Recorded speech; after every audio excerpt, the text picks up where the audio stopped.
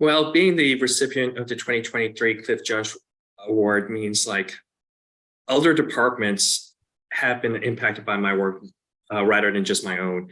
Being able to move the fire service forward, it's about making sure that our communities receive the best form of care, maybe through fire, EMS, rescue, hazmat, or aircraft rescue firefighting.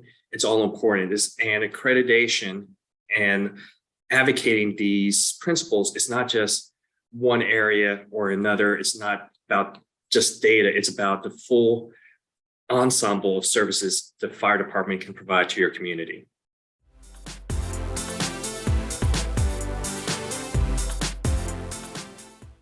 I was hired specifically in my first fire department in Cedar Park to be the accreditation manager. And my understanding of it was pretty much help provide program evaluation and help justify programs and processes that would improve how a department should operate. And it should be organic on how we do this. It's not just about checking the boxes, but also trying to execute what we're trying to do on paper in action.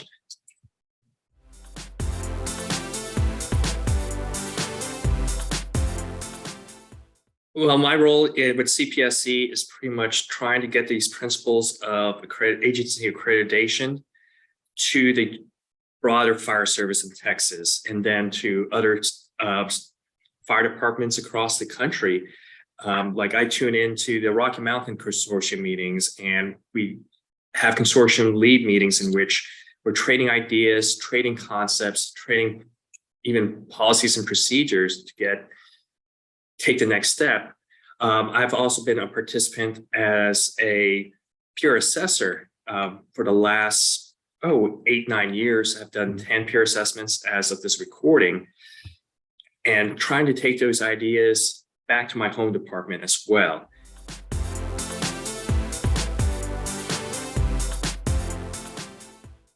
These should be organic processes to the department that you probably don't even need to mention the words accreditation anymore. Your personnel should not be saying we're doing this for accreditation. They should be saying this because this is the right way to do things, and they don't know any other way to do it anymore.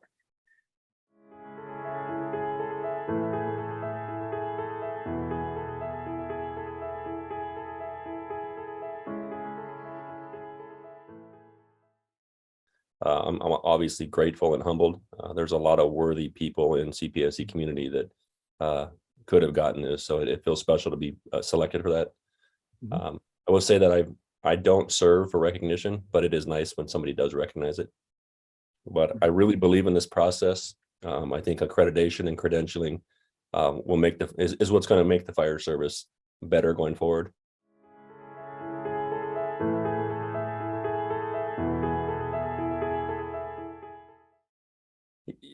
I first became involved in CPSC in 2007 for my last organization. The fire chief wanted to be involved in fire accreditation, and I was asked to join the group. I wrote one of the categories, and then I was invited to write a document called a standard of cover, which I quickly learned is a lot of work, but I was hooked from that point on. I've been now led 2 fire departments to accreditation. Hopefully on March 1st, we'll get all the way through it on our hearings. I've been a peer assessor since 2008, been a peer team leader since 2012 or 13, been a mentor. So I really do love the process.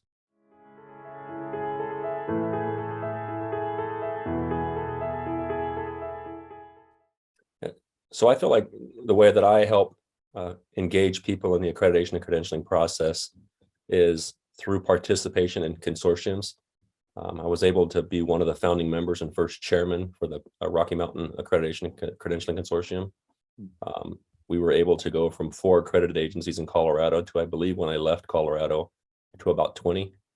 We also led in all of the credentialing groups. We're the top 5 in all the credentialing groups. So we really had a lot of buy-in there. I saw a lot of change in the fire service in Colorado.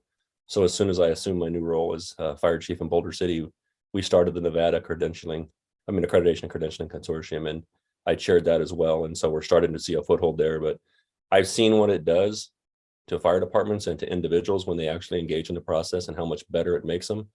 And so I'm passionate about it. So anybody that'll listen to me, I'm going to talk to them a little bit about it.